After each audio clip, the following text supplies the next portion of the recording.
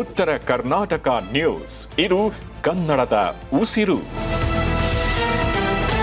Australia ಪ್ರವಾಸದಲ್ಲಿರುವ ಪ್ರಧಾನಿ ನರೇಂದ್ರ ಮೋದಿ ಅವರು ಜಾಗತಿಕ ಉದ್ಯಮ ರಂಗದಲ್ಲಿ ಭಾರತದ ಶಕ್ತಿಯನ್ನ ಮತ್ತೊಮ್ಮೆ ಜಗತ್ತಿಗೆ ಸಾರಿದ್ದಾರೆ. ಗುರುವಾರ ಮೆಲ್ಬೋರ್ನ್ನಲ್ಲಿ ಆಸ್ಟ್ರೇಲಿಯಾದ ಪ್ರಧಾನಿ ಆಂಟೋನಿ ಅಲ್ಬನೀಸ್ ಅವರೊಂದಿಗೆ ಜಂಟಿಯಾಗಿ ಆಸ್ಟ್ರೇಲಿಯಾ ಭಾರತ ಸಿಇಒಗಳ ವೇದಿಕೆಯನ್ನ ಉದ್ದೇಶಿಸಿ ಮಾತನಾಡಿದ ಅವರು, ಆಸ್ಟ್ರೇಲಿಯಾದ ಕಂಪನಿಗಳಿಗೆ ಭಾರತವು ಅತ್ಯಂತ ಸುರಕ್ಷಿತ ಹಾಗೂ ಗರಿಷ್ಠ ಲಾಭ ತಂದುಕೊಡುವ ದೀರ್ಘಾವಧಿಯ ಹೂಡಿಕೆ ತಾಣ ಎಂದು ಬಣ್ಣಿಸಿದ್ದಾರೆ. ಭಾರತದ ಬೃಹತ್ ಮಾರುಕಟ್ಟೆ ಮತ್ತು ಆಸ್ಟ್ರೇಲಿಯಾದ ಅತ್ಯಾಧುನಿಕ ತಂತ್ರಜ್ಞಾನದ ಪರಿಣಿತಿ ಒಂದಾದರೆ ಉಭಯ ದೇಶಗಳಿಗೂ ಗೆಲುವು ಸಿಗುವ ವಿನ್ ವಿನ್ ಒಪ್ಪಂದ ಸಾಧ್ಯವಾಗುತ್ತದೆ ಎಂದು ಮೋದಿ ಪ್ರತಿಪಾದಿಸಿದರು. ಉಭಯ ದೇಶಗಳ ನಡುವಿನ ಮುಕ್ತ ವ್ಯಾಪಾರವನ್ನ ಮತ್ತೊಂದು ಹಂತಕ್ಕೆ ಕೊಂಡೊಯ್ಯಲು ಪ್ರಸ್ತಾವಿತ ಸಮಗ್ರ ಆರ್ಥಿಕ ಸಹಕಾರ ಒಪ್ಪಂದವನ್ನ ಆದಷ್ಟು ಬೇಗ ಅಂತಿಮಗೊಳಿಸಬೇಕು ಅಂತ ಅವರು ಒತ್ತಾಯಿಸಿದ್ದಾರೆ. ಶಿಕ್ಷಣ ವಲಯದಲ್ಲಿ ಆಗುತ್ತಿರುವ ಪ್ರಗತಿಯನ್ನ ಶ್ಲಾಘಿಸಿದ ಪ್ರಧಾನಿ ಮೋದಿ, ಭಾರತದ ಮಣ್ಣಿನಲ್ಲಿ ಆಸ್ಟ್ರೇಲಿಯಾದ ವಿಶ್ವವಿದ್ಯಾಲಯಗಳು ತಮ್ಮ ಅಂತಾರಾಷ್ಟ್ರೀಯ ಕ್ಯಾಂಪಸ್ಗಳನ್ನ ತೆರೆಯುತ್ತಿರುವುದನ್ನು ಮುಕ್ತವಾಗಿ ಸ್ವಾಗತಿಸಿದ್ರು.